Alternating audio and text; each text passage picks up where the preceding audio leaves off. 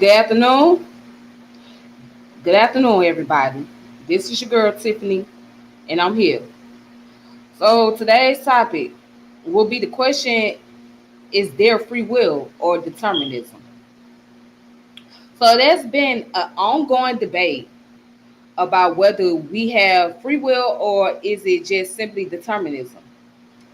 Does free will really exist, or is it all just an illusion? And if free will exists, how do you determine that? If it's just determinism,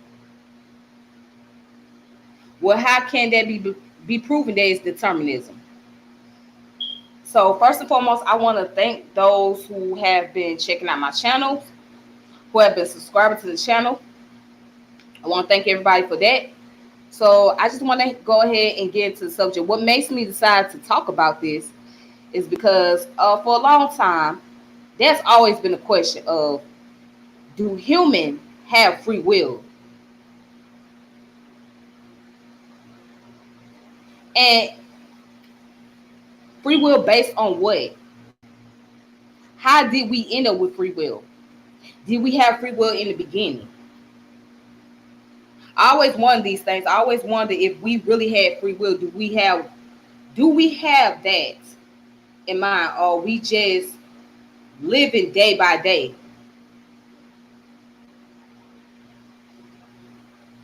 Or is there cause and effects that determine our choices? So what I'm going to do is I'm going to get into some sources that deals with the topic about free will and determinism. And also I have some books that I would like to share with people. Okay. And I'll make sure that I'll make it my business to start back posting books on my YouTube community page, so that way people can purchase the books for themselves and they can read it up for themselves, etc. All right, so let me just go ahead and get started. So now the question is, what is free will? First and foremost, that's what we gotta look into. So we're gonna look into what free will is, then I can be able to talk about it. And then we have to talk about this whole thing about the super deterministic universe. Do we actually live in a super deterministic universe? That's another tough one right there.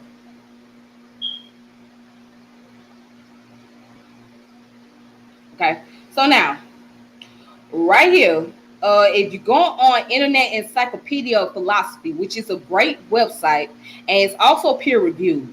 Okay, it's a great website to go to.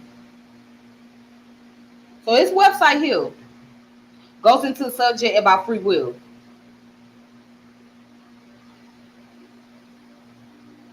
Now it says most of us are certain that we have free will, though what exactly this amounts to is much less certain. According to David Hume, the question of the nature of free will is the most contentious question of metaphysics. If this is correct, then figuring out what free will is will be so small task indeed. Minimally, to say that an agent has free will is to say that the agent has the capacity to choose his or her course of action. But animals seem to satisfy this criterion, and we typically think that only persons and not animals have free will. Let us then understand free will as the capacity unique to the person that allowed them to control their action. It is controversial whether this minimal understanding of what it means to have free will actually requires an agent to have specific faculty of will, whether the term free will is simply shorthanded for other features of person, and whether there really is a such thing as free will at all. Okay.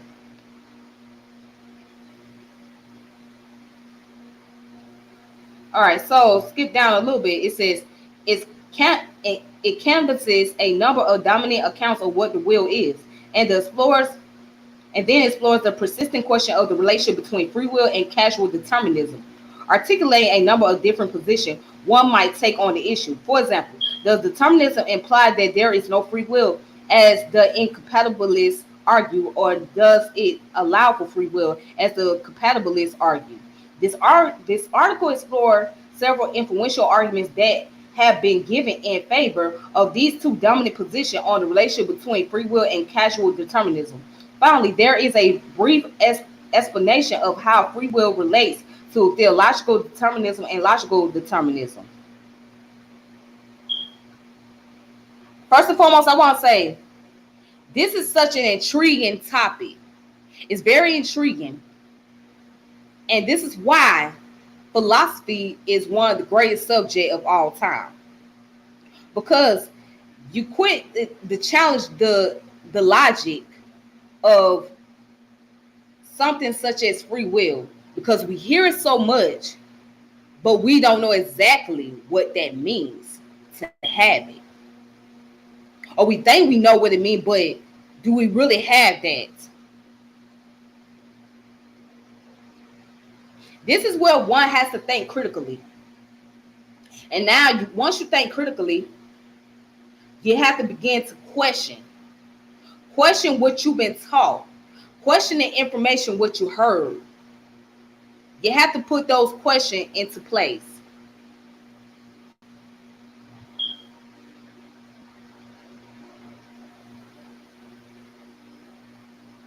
All right, so let me go ahead and continue.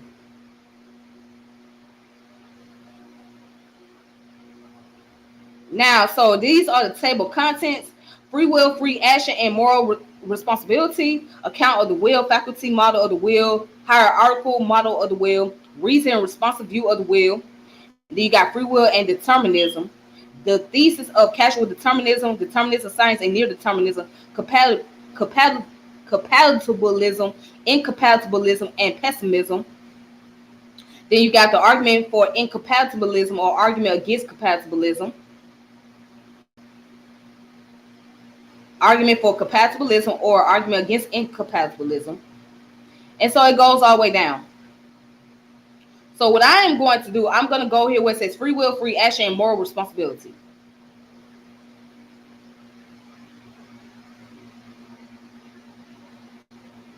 Now right here, it says, why should we even care whether or not agents have free will? Probably the best reason for caring is that free will was closely related to other two important philosophical issues, freedom of action and moral responsibility. However, despite the close connection between these concepts, it is important to not conflate them. We often think that agents' free action are those actions that she does as a result of exercising her free will. Consider a woman, Allison, who is contemplating a paradigmic free action, such as whether or not to walk her dog. Allison might say to herself, I know I should walk the dog. He needs to exercise. And I really want to walk him since it is cold outside. I think overall the best decision to make is that I should take him for a walk. Thus, we see that one reason we care about free will is that it's seen necessary for free action. Allison must first decide or choose to walk the dog before she actually takes him outside for his walk. If we assume that human action are those actions that result from the rational capacity of humans, we then see that the possibility of free action depends on the possibility of free will. To say that an agent act freely is minimally to say that the agent was successful in carrying out a free volition or choice. All right. So would one actually say that that's a free will?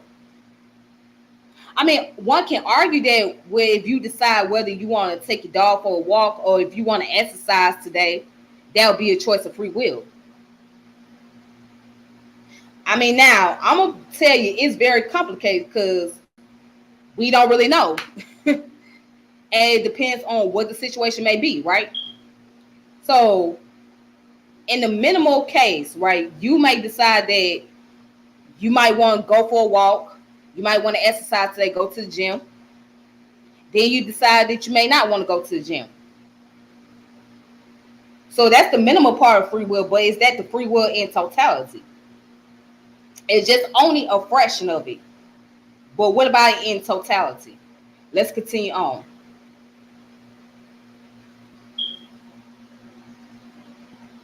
So it says, various philosophers have offered just such an account of freedom. Thomas Hobbes suggests that freedom consists in there being no external impediments to an agent doing what he wants to do. A free agent is that can do as he will or forbear as he will. And that liberty is the absence of external impediments. In an inquiry concerning human understanding, David Hume thought that free will or liberty, to use his term, is simply the power of acting or of not acting according to the determination of the will. That is, if we choose to remain at race, we may. If we choose to move, we also may. This hypothetical liberty is universally allowed to belong to everyone who is not a prisoner and in chains. This suggests that freedom is simply the ability to select a course of action, and an agent is free if he is not being prevented by some external obstacles from completing that course of action. Thus, Hobbes and Hume would hold that Allison is free to walk her dog so as long as nothing prevents her from carrying out her decision to walk her dog. And she is free not to walk her dog so as long as nothing would compel her to walk her dog if she would decide not to. Again, that's a good argument. I mean, that's a good argument to make when it comes to the concept of free will, but is that the totality of it? Now, let's just say we choose a free will, right? We choose to not do something. What is the consequences? What's the consequence of that action? What's the consequence of your choice? Now, if there is consequences put on the table, do you then have the free will? If consequences are put on the table, do you then have the free will? If you decide that you don't want to go work for the next 3 days and you constantly call off, now that's your free will, but what is the consequences of you calling off for 3 days straight? What would happen? See, this is where the cause and effect come in. Now, what is the likelihood that you will have your job if you call out so much? That's where chances come in. It may depend on your supervisor. It may depend on your manager. It may depend on who, maybe depend on those individuals, right? Who's in the position of power. But just because that supervisor might allow you to call off for 3 days doesn't mean that next supervisor is going to allow the same thing, right? So this is where, well, do one play their card right? That means, can't you get away with this person over here without overextending it? Or would you not be able to get away with this person over here? Because this person feels like you're going to overextend it and everybody else going to want to do the same thing. So again, it's something we got to think about, because we're talking the concept of free will and determinism here.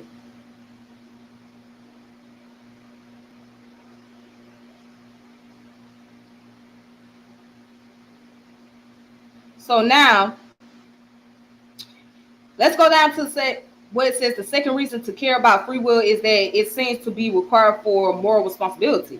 Where there are various accounts of what exactly moral responsibility is, it is widely agreed that moral responsibility is distinct from casual responsibility. Consider a fallen branch that lands on a car, breaking its window. While the branch is casually responsible for the broken window, it is not morally responsible for it, because branches are not moral agents. Depending on one's account of causation, it also might be possible to be morally responsible for an event or state of affair if one is not casually responsible for the same event or state of affairs.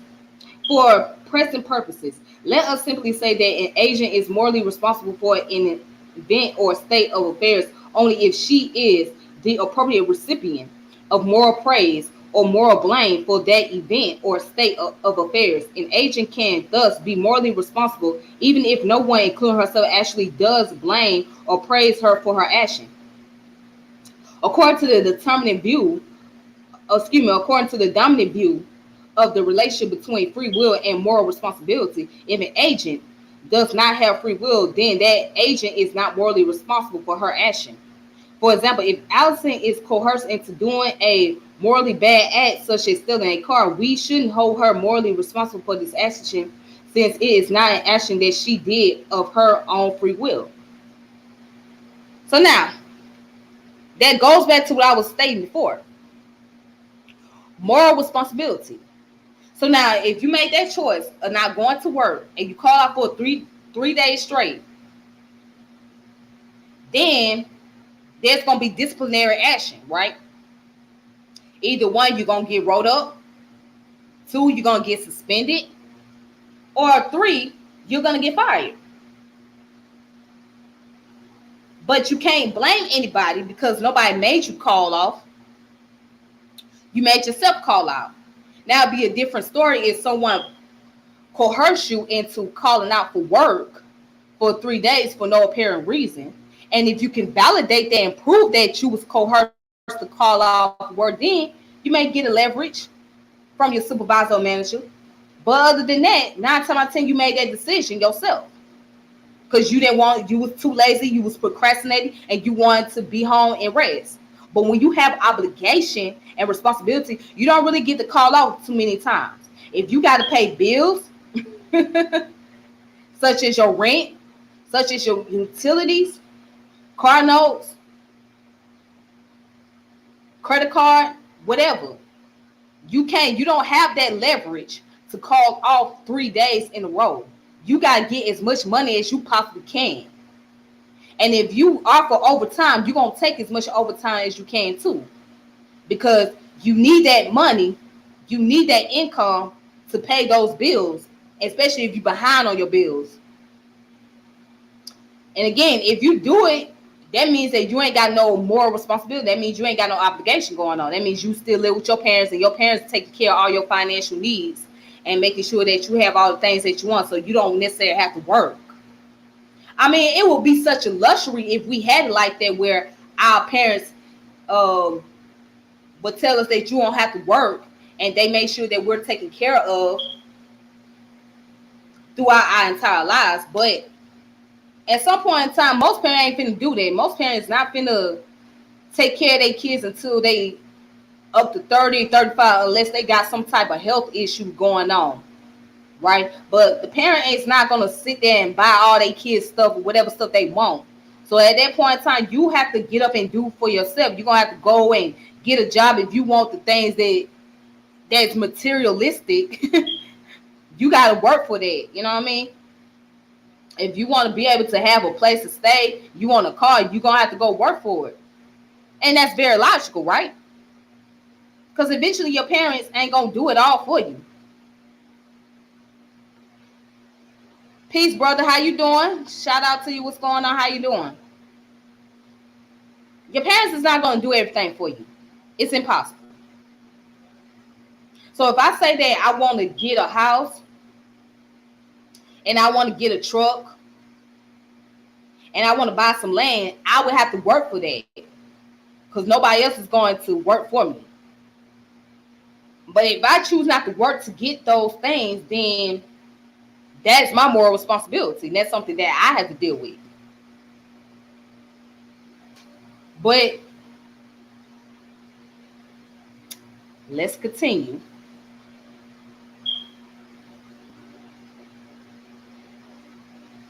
Now, some people, it says some philosophers do not believe that free will is required for moral responsibility. According to John Martin Fisher, human agents do not have free will, but they are still morally responsible for their choices and action. In a nutshell, Fisher thinks that the kind of control needed for moral responsibility is weaker than the kind of control needed for free will. Furthermore, he thinks that the truth of causal determinism would preclude the kind of control needed for free will, but that it wouldn't preclude the kind of control needed for moral responsibility. See Fisher, as this example shows, virtually every issue pertaining to free will is contested by various philosophers. All right. So down here it talks about the account of the wills, the faculty models of the will, reason responsive view of the will,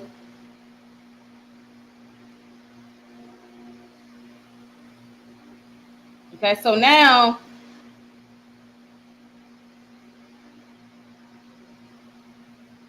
we gonna go down to where it says free will and determinism.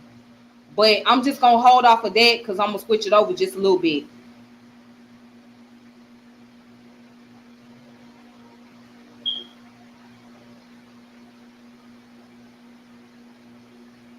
All right, so let me switch it over because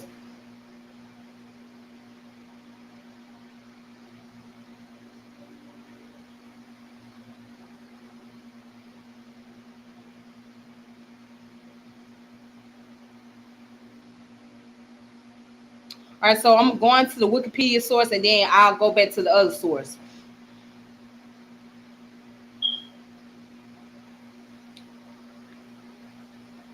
Let's see. Somebody put, you're talking about holding ourselves accountable. Too many of our people run from that. And that's very so true. But here's the thing, Brother Bakar. You can only run from it for so long, but in the long run, you're going to have to face it.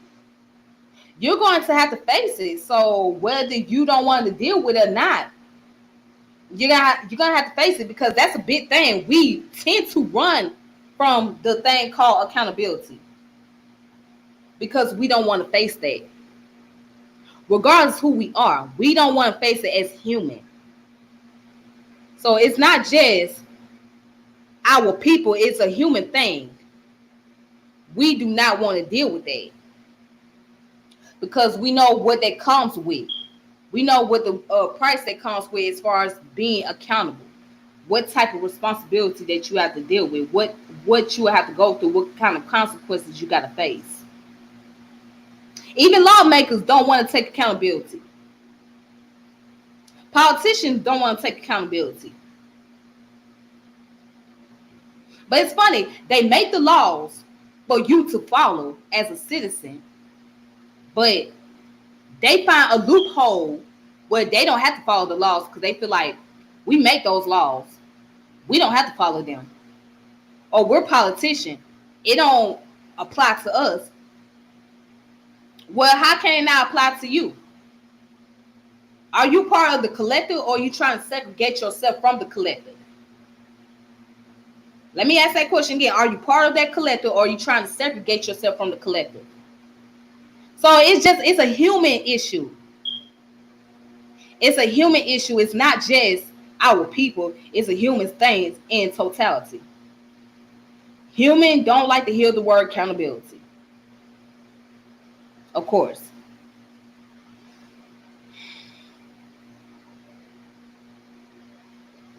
Now let's look up determinism. Check this out. Determinism is a philosophical view where all events are determined completely by previously existing causes, right? Deterministic theories throughout the history of philosophy have developed from diverse and sometimes overlapping motives and consideration. The opposite of determinism is some kind of indeterminism, otherwise called non-determinism or randomness. Determinism is often contrasted with free will, although some philosophers claim that the two are compatible. Now, determinism is often used to mean causal determinism, which in physics is known as cause and effect. This is the concept that events within a given paradigm are bound by causality in such a way that any state or of any object or event is completely determined by its prior states. This meaning can be distinguished from another varieties of determinism mentioned above or below. Debates about determinism often concern the scope of determined system. Some maintain that the entire universe is a single determinate system, and others identify a more limited determinate system or multiverse, excuse me. Historical debates involve many philosophical positions and varieties of determinism. They include debates concerning determinism and free will, technically denoted as compatibilistic, allowing the two to coexist, and incompatibilistic, denying their coexistence is a possibility. Mm. So, determinism should not be confused with self-determination of human action by reason, motives, and desire. Determinism is about interaction with which affects our cognitive process in our lives or in our life. And it is about the cause and the result of what we have done. Cause and result are always bound together in cognitive process. It assumes that if an observer has sufficient information about an object or human being, that such an observer might be able to predict every consequent move of that object or human being. Determinism rarely requires that perfect prediction be practically possible. So there go that concept, cause and effect. And you can find this in the book of the Kabbalion.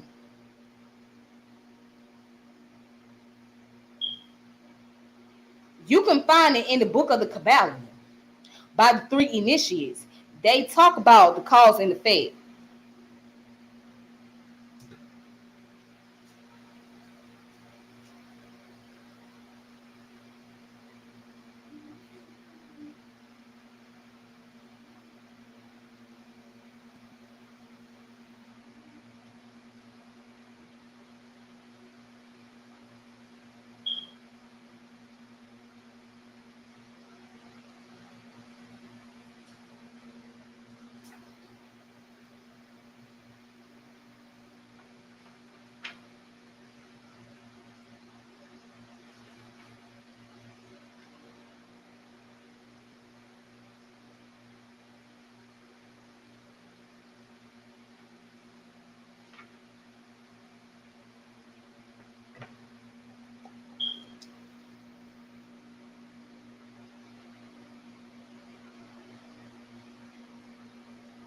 All right, so you can find it in this book right here.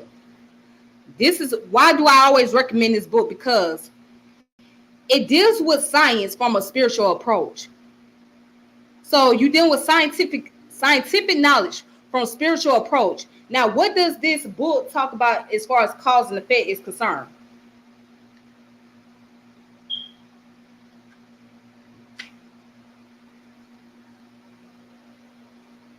Let's look at chapter 5. I mean, not chapter 5, my bad. Chapter 7. Chapter 7 of this book. What does it say about causation? It says every cause has its effect. Every effect has its cause. Everything happens according to law. Chance is but a name for law, not recognized. There are many planes of causation, but nothing escapes the law of the Kabbalion. So this goes back to the concept of determinism, right? Check this out. And it says the great sixth hermetic principle of the hermetic principle is the principle of cause and effect, embodies the truth that laws pervades the universe, that nothing happens by chance, that chance is merely a term indicating cause existing but not recognized or perceived, that phenomena is continuous without break or exception. So in this book, in this chapter 7 of the Kabbalion, it describes determinism without really using the term determinism, right? That's what it's describing in this book. So check this out. It says the principle of cause and effect underlies all scientific thought, ancient and modern, and was enunciated by the Hermetic teachers in the earliest days. While many and varied disputes between the many schools of thoughts have since arisen, these disputes have been principally upon the details of the operation of the principle, and still more often upon the meaning of certain words, right? The underlying principle of cause and effect has been accepted as correct by practically all the thinkers of the world worthy of the name. To think otherwise would be to take the phenomena of the universe from the domain of law and order and to relegate it to the control of the imaginary something which men have called chance. Again, in this chapter, you're dealing with what? Determinism. That's basically what it's describing, determinism. And determinism goes into the concept of what we call cause and effect. So if you ain't got this book, please get this book. Please get the book. I strongly recommend this book to a lot of people. I'm going to come back to it though.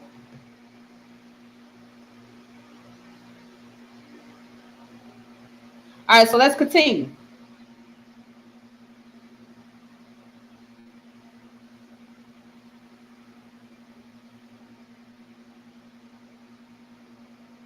So what it says, it's about the cause and the result of what we have done. Cause and result are always bounded together in cognitive process. It assumes that if an observer has sufficient information by an object or a human being, that such an observer might be able to predict every consequent move of that object or human being. Determinism rarely requires that perfect prediction be practically possible. Mm. So it got the varieties of it. So you got the casual determinism, sometimes synonymous with historical determinism.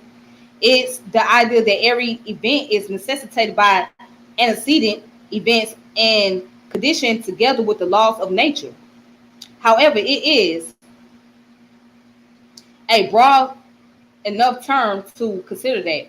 One, deliberation, choices, and action will often be necessary links in the causal chains that brings something about. In other words, even though our deliberation, choices, and action are themselves determined like everything else, it is still the case, according to causal determinism, that the occurrence of existence of yet other things depends upon deliberating, choosing, and acting in a certain way.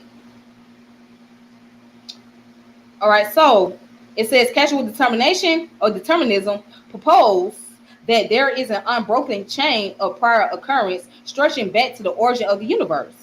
The relation between events may not be specified, nor the origin of that universe.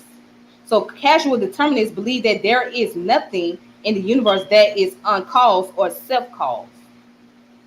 Mm. So here's the term right here, nomological. So nomological determinism generally is synonymous with physical determinism.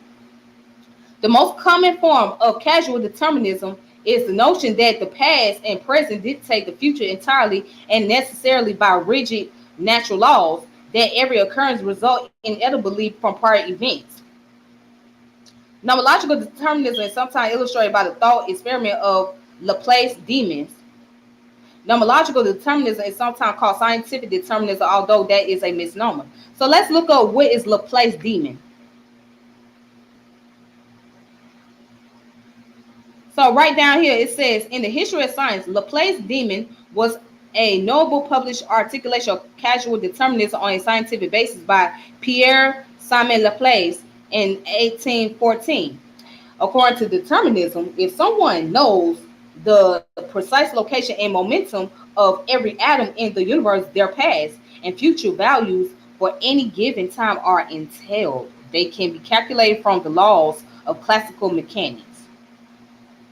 Hmm, that seemed very interesting. So, I would suggest that we all look more into nomological determinism. I know that I am going to look more into this very interesting subject. So then it got necessitarianism, right? It's closely related to the causal determinism described above. It is a metaphysical principle that denies all merely possibility. There is exactly one way for the world to be. Leucippus claimed there were no uncaused events and that everything occurs for a reason and by necessity. All right, so you got predeterminism, which is the idea that all events are determined in advance. Okay, so it talks about biological, then going into fatalism, and let's go down to what it says theological determinism. So theological determinism is a form of determinism that holds that all events that happens are either preordained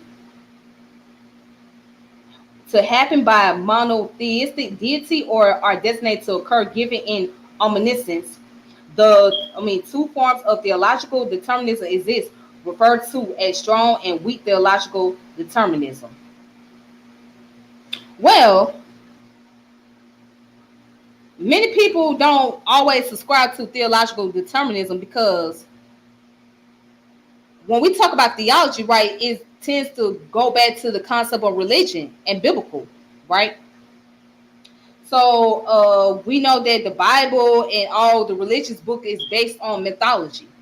So you can't totally rely on those information that is in the text to be accurate. right? So somebody can make an argument against theological determinism. Somebody can make an argument against that.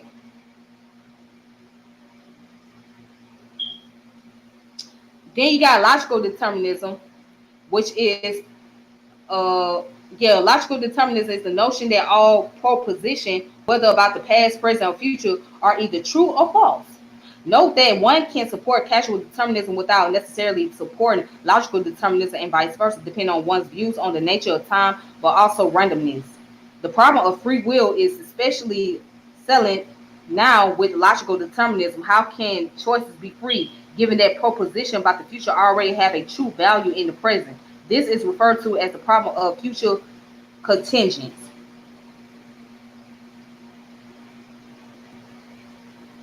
Well, that's a good question. How can choice be free? How can choice be free? Is choice free based on limitation, or is it free in totality? What are we talking about here? When you say choices are free, is it free in totality, or is it free based on limitation? Let's go ahead and continue. Then you got adequate determinism, which is the ideal because of quantum decoherence.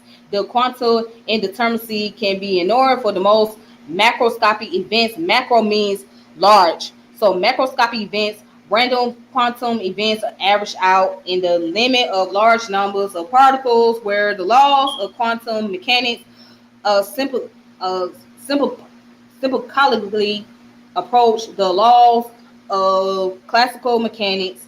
Stephen Hawking explains a similar idea. He says that the microscopic world of quantum mechanics is one of the determined possibilities or probability. That is, quantum effects rarely alter the prediction of classical mechanics, which are quite accurate, albeit still not perfectly certain at larger scales. Something as large as animal cells then would be adequately determined, even in the light of quantum indeterminacy. All right, so let's see if we can. Let's look up hard determinism.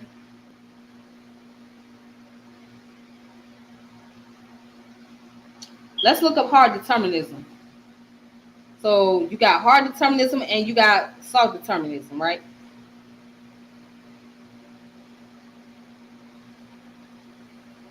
So right here, this is hard determinism. This is what hard determinism say. It's a view on free will which holds that determinism is true, that it is incompatible with free will, and therefore that free will does not exist. Although hard determinism generally referred to nomological determinism, right? It can also be a position taken with respect to other forms of determinism that necessitate the future in its entirety. So it says hard determinism, it contrasts with soft determinism. And so it also contrasts with metaphysical libertarianism. All right, so we're going to go into these three. So what is soft determinism? Well, if you're going to talk soft determinism, that's where you got to go into compatibilism.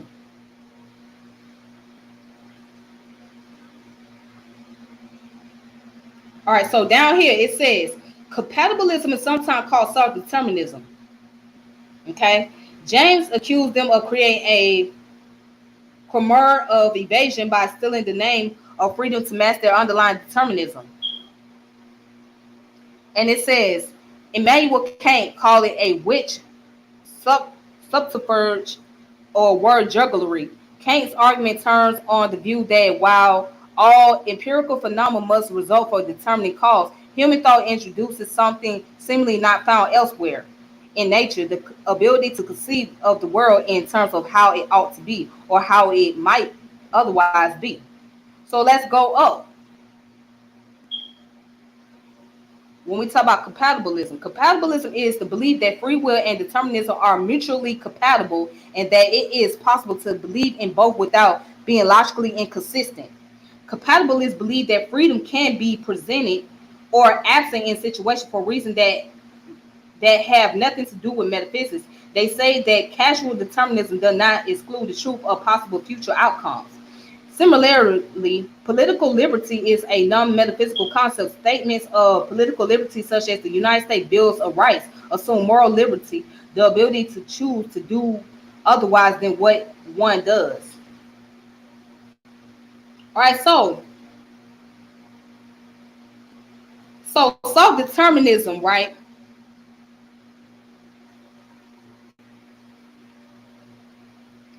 is basically saying that free will and determinism can operate together.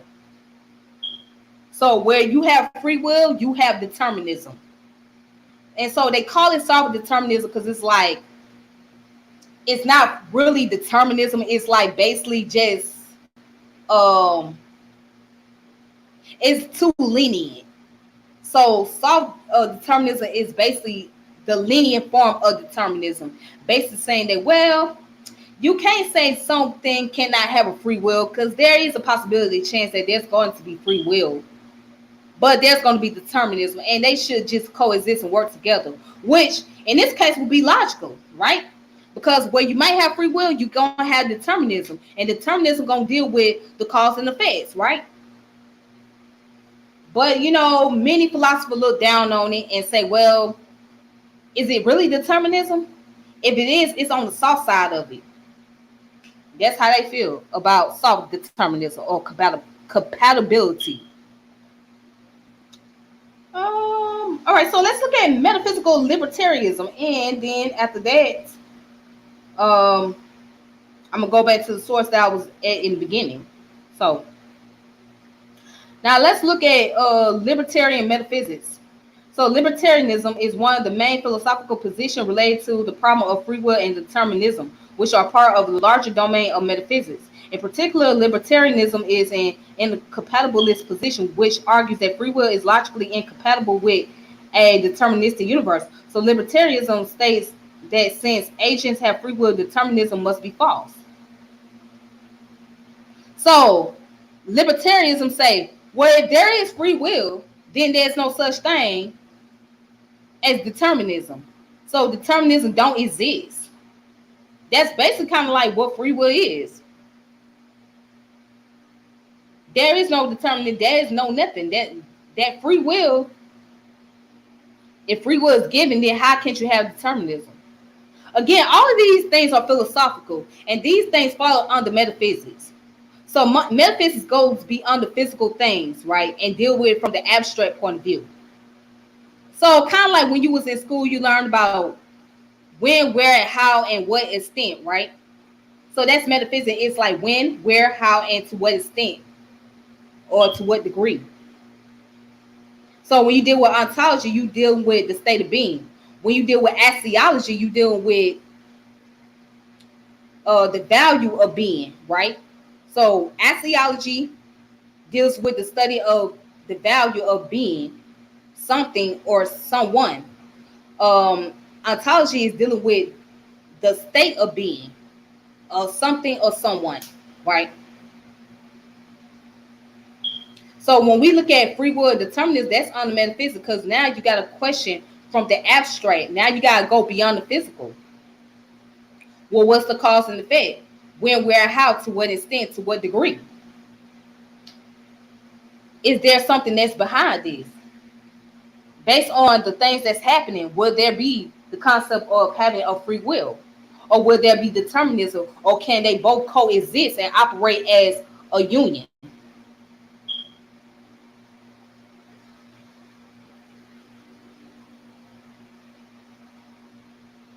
But check this out. This is interesting. So it says, in particular, libertarianism is incompatibilist position, which argues that free will is logically incompatible with deterministic universe. Libertarianism states that since agents have free will, determinism must be false. So one of the clear formulation of libertarianism found in John Duns Scotus in theological context, metaphysical libertarianism was nobly defended by Jesuit authors like Louis de Mola, Francisco Suarez against rather compatibilist Thomas, uh, was it Banicism, and other important metaphysical libertarians in the early modern period were Rene Descartes, George Berkeley, Immanuel Kant, and Thomas Reid. Okay, so again, not to go any further, but you guys can check this out on Wikipedia. So it's a great information here. Okay, it's some great information that can be found. All right, so now let's go back to the original source that I was using earlier.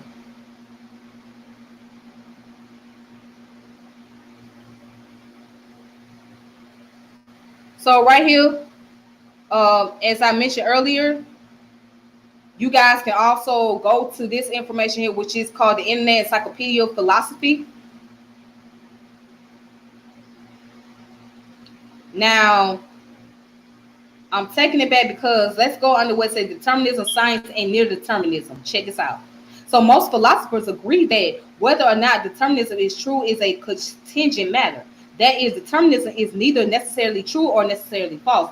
If this is so, then whether or not determinism is true becomes an empirical matter to be discovered by investigating the way the world is, not through philosophical argumentation. This is not to deny that the truth of determinism would have metaphysical implication. For one, the truth of determinism would entail that the laws of nature are not merely probabilistic, for if they were, then the conjunction of the past and the laws would not entail a unique future. Furthermore, as well as we shall see shortly, philosophers care very much about the implication the truth of determinism would have for free will. But the point to note is that if the truth of determinism is a contingent truth about the way the world is actually is, then scientific investigation should give us insight in this matter. Let us say that a possible world is deterministic if casual determinism is true in that world. There are two ways that worlds could fail to be deterministic. As already noted, if the laws of nature is given in a given world were probabilistic, then such a world would not be deterministic. Secondly, if there are entities within a world that are not fully governed by the laws of nature, then even if those laws are themselves deterministic, that world would not be deterministic. All right, so I'm just gonna go ahead and stop right there. Again, you guys can look up this article yourself, etc. Now, let's see. So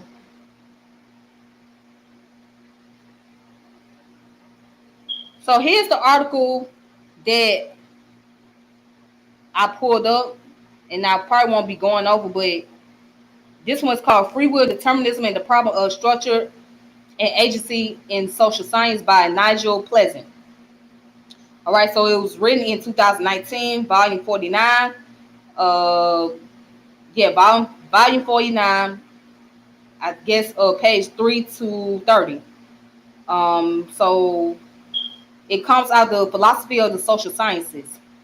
Okay, so I'm not going to go into that, but just want to show you that article. If you guys ever curious, you guys can look it up. All right, just go on Google Scholar and type free will, determinism, and the problem of structure and agency in social science, and that article will be pulled up. Now, let's look at some books that you guys can check out for those who may be interested. So this book right here is called Determinism and Freedom in Stoic Philosophy. Now, I'm a fan of Stoicism, okay? And for those of you that's not into Stoicism, I think you guys should study that. Stoicism is basically just deal with being able to just understand life for what it is, and being able to know that you can change certain situations and some things that you cannot change, or some things is beyond your control. So basically, you don't give a lot of emotional response to a lot of things that may have some type of effect around you. Okay. that's that, and we have another one. So I have another one which is called "Are We Free? Psychology and Free Will." Are we free? So, and that's a good question. Are we truly free? Now, won't really go into all of this, etc. But as you can see, the introduction is dealing with psychology and free will. Chapter 2 is how can psychology contribute to the free will debate. Chapter 3 is determine and free. Chapter 4, self theories, the construction of free will. Chapter 5 is free will, consciousness, and cultural animals. Chapter 6, reconstruction of free will from the agentic perspective of social cognitive theory. And 7, free will is unnatural. Chapter 8, the automacy juggernaut, or are we auto atoms? Was it autotons after all? Mm, that's interesting. So the hazard of claiming to have solved the problem of free will and the control of action. Self is magic.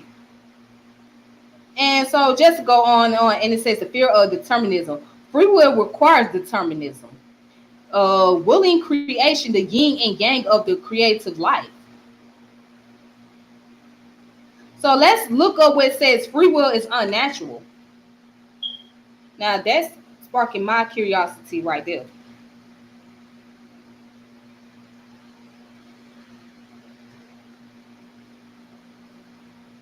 So free will is unnatural. Why is free will considered to be unnatural?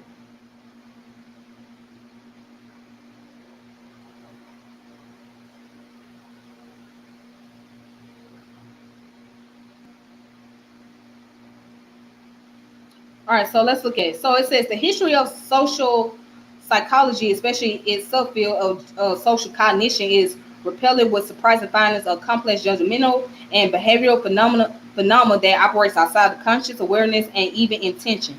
Yet the surprising nature of these findings come no longer from their relative infrequency, for they have become all too commonplace in the research literature. And then go down and says in the rest of the natural sciences, especially evolutionary biology and neuroscience, the assumption of conscious primacy is not nearly as prevalent as it is in psychology. Thus, one goal for the present chapter is to help bring psychology more in line with the rest of the natural sciences, in which complex and highly intelligent design in living things is not assumed to be driven by conscious, intentional process on the part of the plant or animal, but instead by blind natural selection process. Hmm.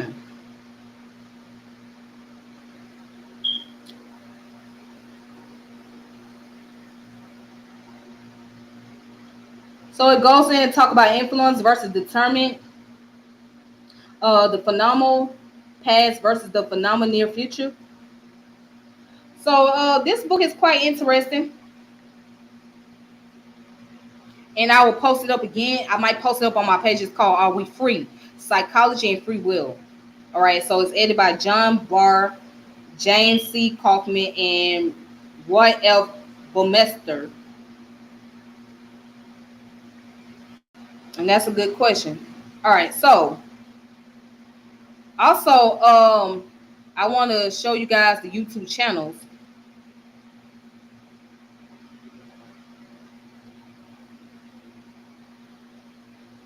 So the YouTube channel that I want to show you, Alan Watts, and his video was called "Free Will is an Illusion." All right. So you can also check out Closer to Truth. And if you guys don't know, look up this man named Lex Freeman. Lex Freeman has a channel where he deals with all the philosophical views, and he talks to various scientists, philosophers, physicists, etc. So look up Les Freeman, and I'll put it in the comment section and spell his name out for you.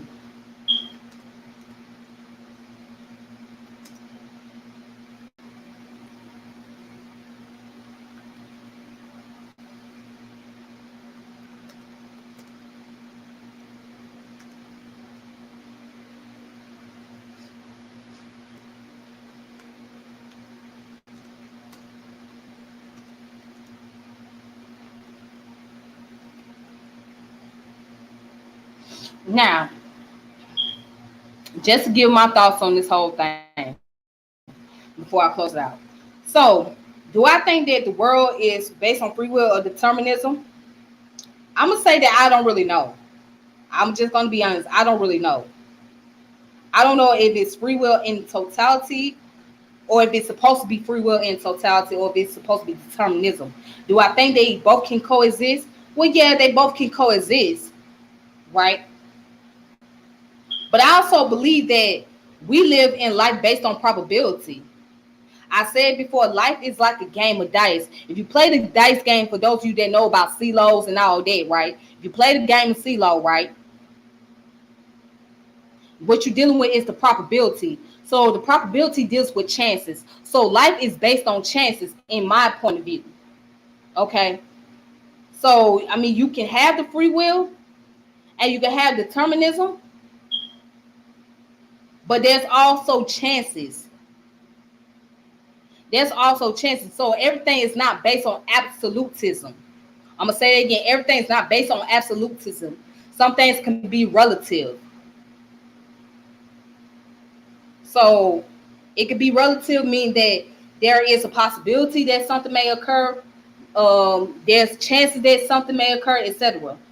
So that's why I look at it. But I do think that there is free will happening, but I don't think that it's free will in totality. I don't know if it's free will in totality. I don't know if the world is in totality deterministic. Okay, but I think that they both can work together. I think both can be coexisting, and I also believe that life is based on more chances, and I also believe that the universe is more mathematical. So that's the only thing I can make my argument on, is that the universe is mathematical, because everything else comes along after that. Because we know that the universe has its time, has its it has its own life expectancy. So that's what I mean by it's mathematical, because it has its own life expectancy. It has its own time. We don't know as far exactly like how many years that the universe been around and when it's going to actually pass on. We don't exactly know the answers, but we do know that it has its own life expectancy, and we do know that it is mathematical. That's all we know. That's all we know about the universe. That's all I know. But I can't say that if it's super deterministic, because I really don't know that much, or if it's supposed to be just totally free will. Again, that's just an argument where everybody has. But anyways, thank you all for tuning in and watching. And with that being said, I hope you all have a good one. I hope you all be safe. And until next time, may peace and power elevation be to all of you. This your girl Tiffany, and I'm logging off saying deuces, and I will come back later on with more information. So for those of you just checking in on this video, make sure y'all watch it from the very beginning. And once you watch it from the very beginning, all right, you know, you don't have to watch it all the way through. You can skip certain parts and get certain information, and I'm okay with that. I'm cool with that. Make sure you subscribe, make sure you like, make sure you share, and make sure you comment, etc. And again, I'll check y'all out. Peace. Thank you.